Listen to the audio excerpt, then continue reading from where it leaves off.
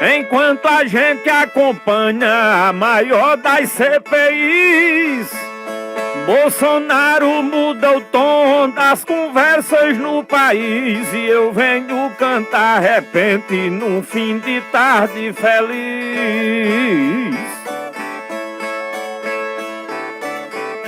Tudo que o político diz eu tenho que escutar.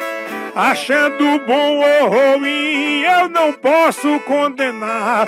Meu problema é ser feliz, tocar viola e cantar. A tardinha tem lugar que o sol se esconde primeiro. Pro curral só chega o gado e atrás do gado o vaqueiro. E eu venho cantar repente, dar jornal pro mundo inteiro.